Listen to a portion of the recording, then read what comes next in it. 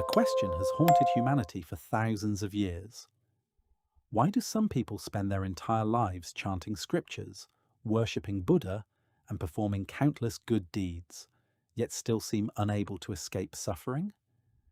If simply performing many rituals could lead to enlightenment, why did enlightened beings throughout history always emphasize that truth cannot be fully expressed in words, nor can it be grasped by form?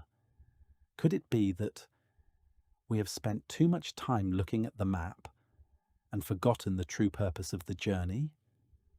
What hinders people is not necessarily a lack of faith, but rather placing faith in the wrong place.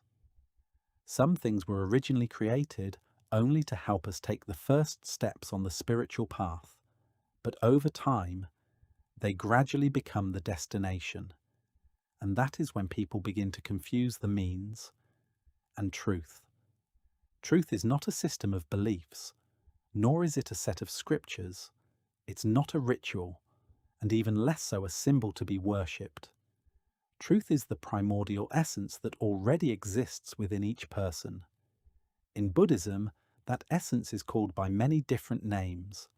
Sometimes it's Buddha nature, sometimes it's the original face, sometimes it's simply self-nature. It's not created, it doesn't disappear, it doesn't increase when praised, and it doesn't decrease when forgotten. It's always there. It's just that people have been so used to looking outward for so long that they've forgotten to turn inward.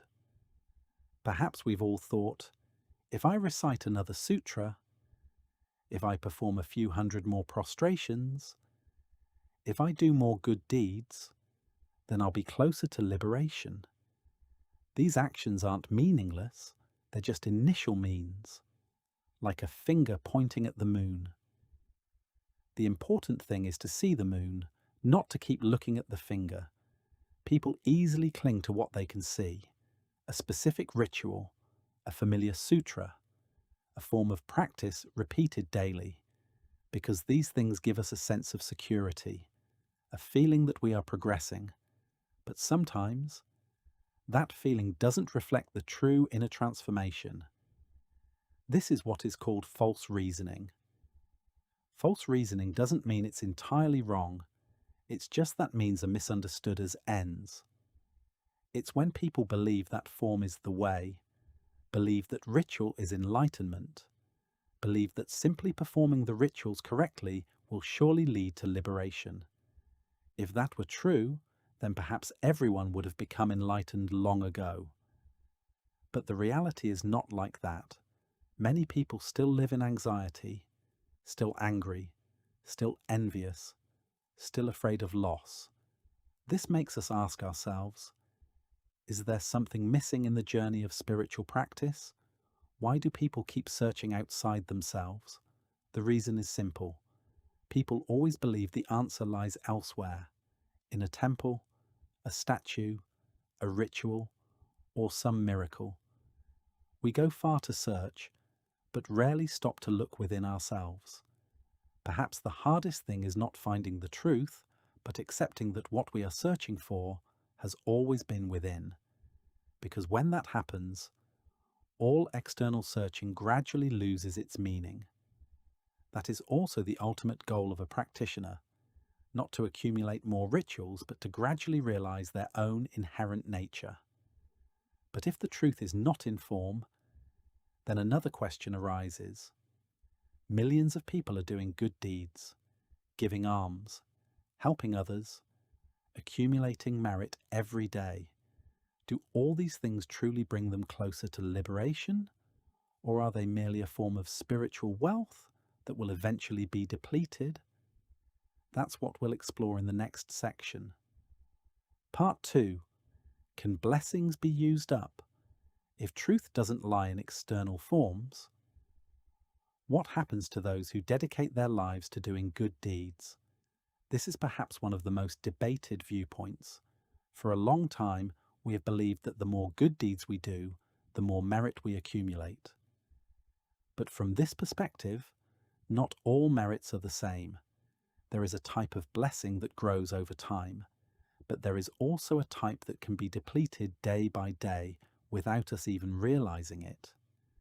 Imagine, each person is born with an invisible account. It contains what they have accumulated from the past. Some are born into wealthy families, some are healthy, some are very lucky, some are always helped by benefactors. All of these things can be seen as manifestations of blessings. But it's noteworthy that these blessings are not limitless. It's like the money in an account. If you only withdraw without knowing how to add more, sooner or later, the account will run out. Perhaps many people have never thought about this. We often hear, do many good deeds, help many people, but very rarely do we ask ourselves, what energy is nourishing all those actions? To explain this, we have the first example. There is a person who is not wealthy at all, but because he wants to be praised by everyone, he borrows money everywhere. Then he uses that money to help the poor. On the surface, everyone praises him as a good person, but inside, the debt keeps growing. One day, he can no longer repay the debt. Everything collapses. The second example, there is a person who is left a lot of property by his parents. That person didn't create new wealth. Each day they simply took money from their storehouse to use. Initially, life was very prosperous.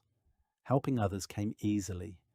But over the years, that storehouse of wealth gradually dwindled, until one day there was nothing left. Blessings can operate in a similar way. If you only know how to use them, without connecting to their deeper source, even a large storehouse of blessings can be depleted. Is doing good enough to achieve liberation? This is what many people are most concerned about. Compassion is always considered precious. But the question here is the motive behind those actions. If a person helps others only to gain recognition, praise, or to build their own image, then, from this perspective, that person is still nurturing their ego. And the bigger the ego, the further the path back to their true nature becomes. Even with completely sincere motives, if you haven't truly found your inner light, then trying to help everyone is like someone holding a dying lamp but wanting to illuminate the entire forest. That light will eventually run out. The worrying thing isn't kindness itself, but focusing solely on giving, while neglecting to nurture oneself, like a well. If you only draw water every day, but there's no new water flowing in, sooner or later, the well will dry up. The same applies to people.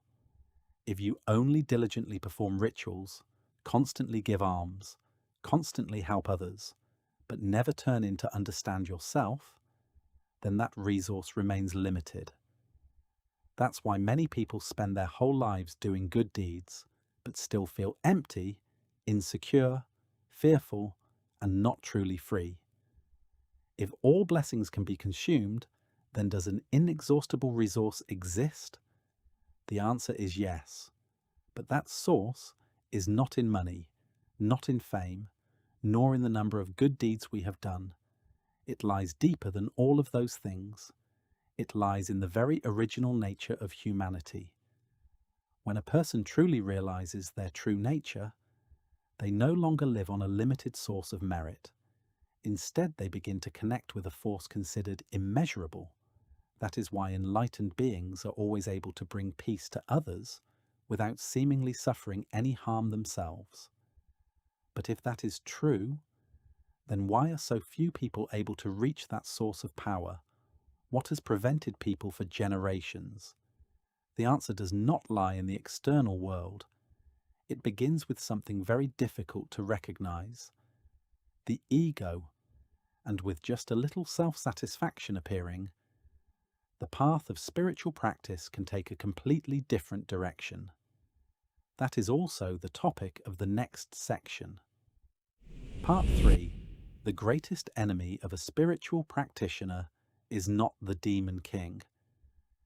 If there is one thing that easily leads people astray on the spiritual path, it is not ignorance, nor is it poverty, but something far more subtle. It is the feeling that I have understood. I have attained enlightenment. I am superior to others. That is when the ego dons the robe of a spiritual practitioner, and that is also when the traps begin to appear. Most of us think the ego only exists in those who crave money, status, and fame. But the ego also has another more dangerous form, that is, the spiritual ego. A person may no longer boast about their possessions, no longer compete with others in society, but they begin to take pride in knowing more scriptures than others, meditating longer than others, being a stricter vegetarian than others. One might think that they understand the way better than others. At first glance, that seems like a small thought.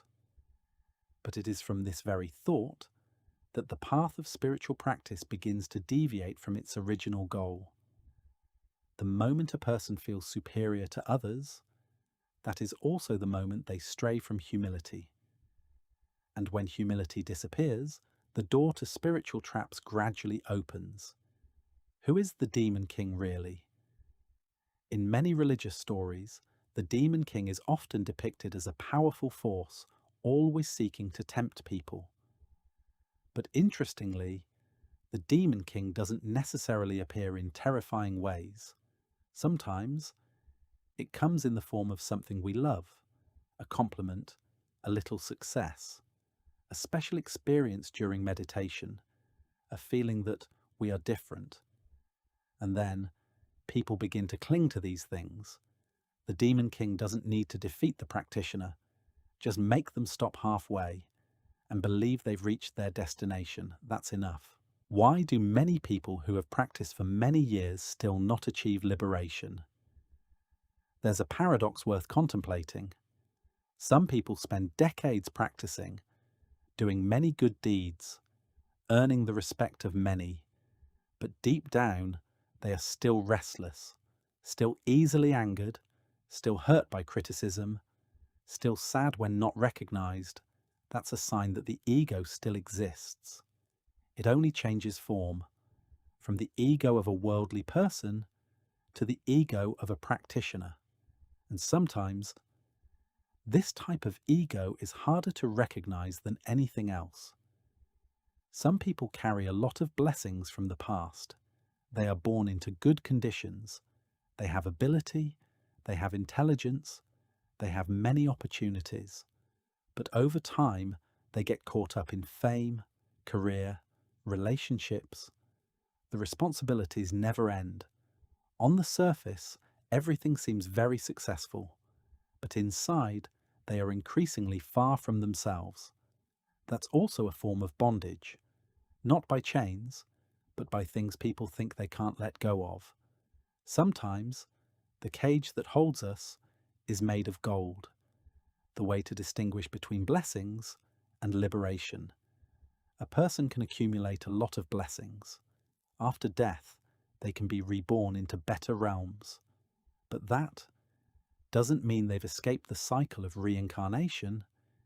It's like moving from a small room to a larger one. The scenery changes, life becomes more pleasant, but the door remains locked. As long as humans live in the three realms, they are still in the cycle of birth and death. This leads to a very big question. If even blessings aren't the destination, then what is the true goal of a practitioner? What needs to be sought isn't more blessings. What's important isn't accumulating more, but connecting with the origin of the universe, like a river. If you only carry buckets of water, sooner or later it will run dry. But if you find the source, the water will flow forever, while what we need to find is the source. And that source is not found in any ritual, not in praise, nor in the feeling of being superior to others. It lies in the deepest part of ourselves. But how do we find that source? That is the true purpose of spiritual practice. And to understand that, we need to move on to an even more important topic. What is true spiritual practice? Where is the source of blessings that never runs dry? That is what we will explore in the next section. If you're passionate about meditation, spiritual awakening, ancient wisdom, and the journey of discovering your true self, be sure to subscribe to Zen Aura and turn on notifications so you never miss our latest videos. Each video offers a new perspective, a meaningful story, and an opportunity for us to reflect together, listen to our inner selves, and take one step closer to lasting inner peace. Thank you for being part of the Zen Aura community. May your journey always be guided by wisdom, peace, and the light within. Part 4. What a true practitioner needs to seek is not merit, but the source of merit. If blessings can be consumed, if doing good deeds is not enough for liberation, and if even those who have practiced for many years can unintentionally stray from the path, then what is the true ultimate goal of a practitioner? It is not to accumulate more. It is to return to a resource that already existed, a resource that does not need to be created. It cannot be bought, and it will never run out. Imagine, two people both want to bring water to those who are thirsty. The first person carries buckets of water from a great distance every day. The more he gives, the more he has to go back to get more. At some point, his strength gradually runs out. The buckets also became empty. The second person didn't rush to take the water away. He took the time to search for the source of the stream. When he found it, the water began to flow continuously. From then on, no matter how many people came to drink, the stream never diminished. Most of us are trying to be the first, while what we need to do is find the stream. Where does the source of immeasurable blessings lie? The source of immeasurable blessings doesn't lie in the things we do. It lies in the very essence of human beings. That is what is called by many names: Buddha nature, Buddha mind, or original face. Before realizing that, all the good deeds we do are still mainly based on our own strength, based on what we have: money, time, health, or blessings accumulated from the past. But all those things are finite. Only when people realize their true nature can they connect with a resource no longer limited by those things. Why are many rituals not the core? This is perhaps the most debated part.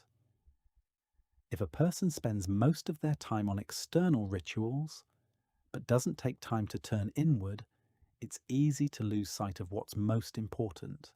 That doesn't mean all rituals are worthless. Rituals can help people cultivate focus. They can help form discipline.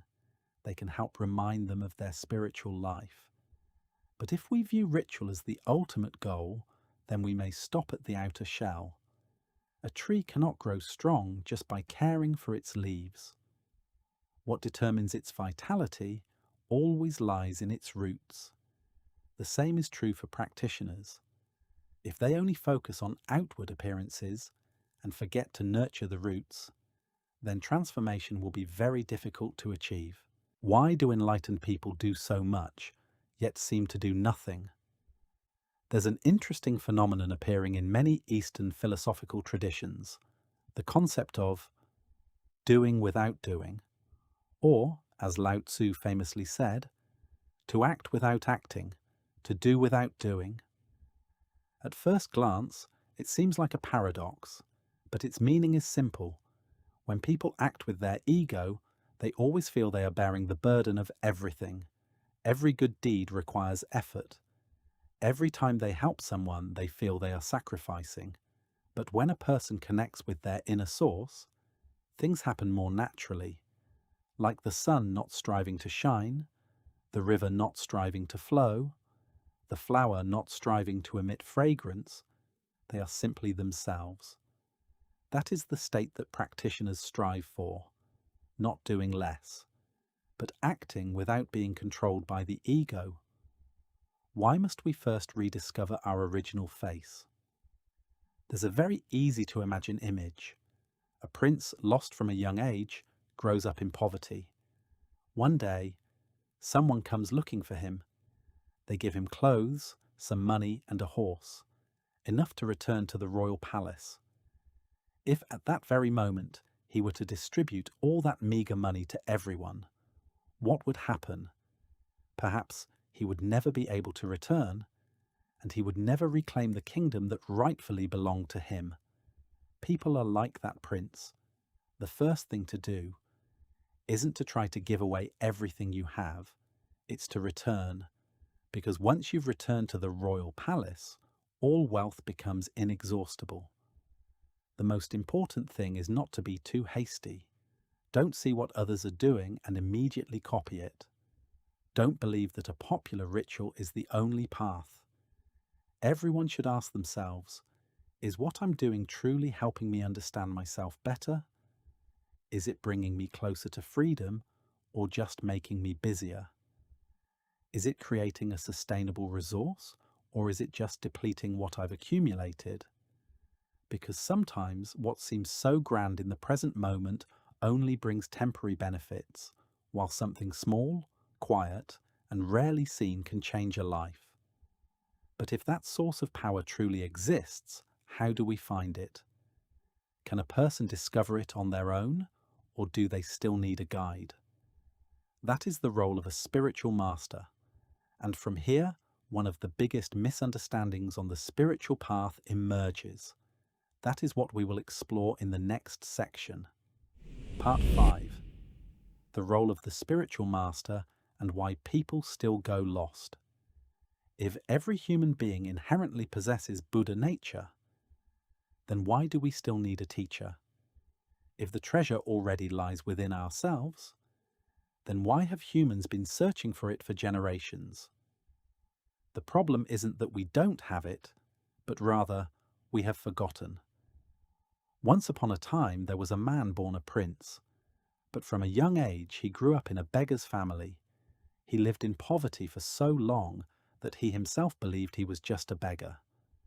At that time, a high-ranking official sent by the king appeared. He didn't transform the beggar into a prince, because that wasn't necessary. That beggar was already a prince from the beginning. The only thing the official did was to remind him of his true identity. That is also the role of an enlightened master, not to bestow Buddha nature upon us, not to create enlightenment, but only to help us realize what already existed before. But it is also here that another trap appears. After a master leaves this world, what remains is often not the original teachings. Over time, people begin to add new rituals, new forms, new customs. Then, in the name of the teacher, they pass them on. Gradually, the core is obscured. Only the outer shell remains. That is how people are led to seek the Buddha outside. They search in statues, in rituals, in miracles, in forms of supplication. They forget the most important thing, returning to find themselves. A true master will not make their disciples dependent on them. On the contrary, the purpose of the teacher is for the student to stand on their own 2 feet, to see their own Buddha nature. Because if one relies on a teacher for their entire life, that is not liberation. The teacher is like someone holding a lamp. The light is not in the lamp, but in the eyes of the one who knows how to see. Once one has rediscovered their true nature, they will no longer need to try to prove anything. There's no need to busy themselves showing they are practicing spiritual cultivation. There's no need to create an image of a virtuous person. Every action will happen naturally, like the sun not trying to shine or the water not trying to flow. That is the true meaning of the saying, doing without doing. acting without acting, performing without performing. But then, even if someone truly encounters such a teacher, will they recognize them? Or will they continue to judge the teacher by their clothing, voice, age, or the standards society usually uses? That is why so many people miss the opportunity to continue on the spiritual path. And that is what we will explore in the final part. Part 6. What causes many people to miss the opportunity for enlightenment is not a lack of foundation, but misjudging the guide. If a true spiritual master appears before us, will we recognize them, or will we judge them the same way we judge people in life? This is one of the greatest challenges on the spiritual path. People easily look at appearances and forget the core. Some only believe a teacher if that person is male.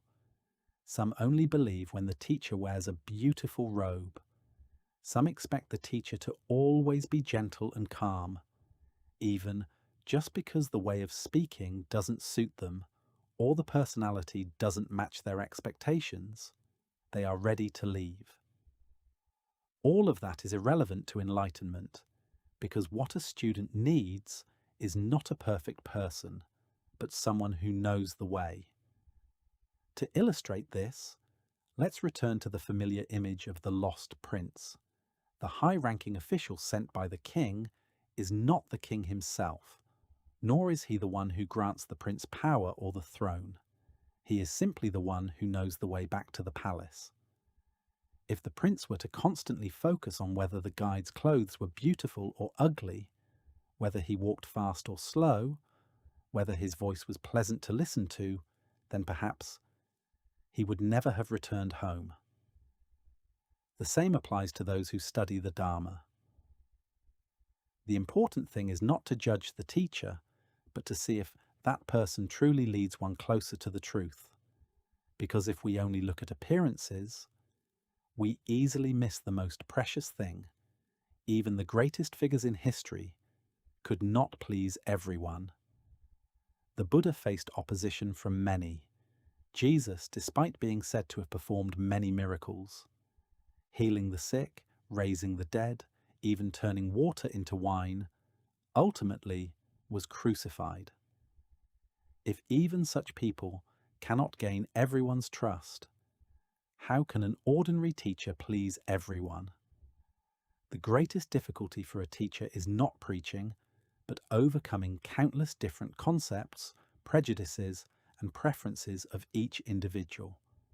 Some people like this, others hate it.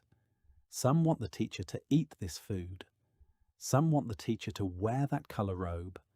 If things don't go their way, they think the teacher is no longer suitable for them. That is the manifestation of attachment, and it is also the reason why saving sentient beings becomes extremely difficult. The ultimate goal of a practitioner is not to cling to a person, but to meet the teacher within themselves. Initially, the external teacher is only a guide, but when the practice is deep enough, the practitioner will gradually realize a guidance originating from within. We call that the enlightened master in the heart. That is the one who will continue to guide the practitioner on higher paths. Perhaps this is also the most important message. Don't stop at the form. Don't just accumulate rituals.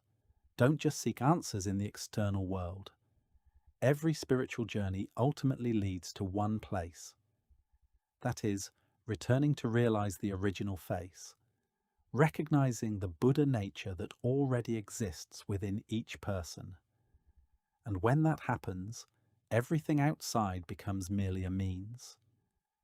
Because the path to liberation never begins in the external world. It always begins from within each of us,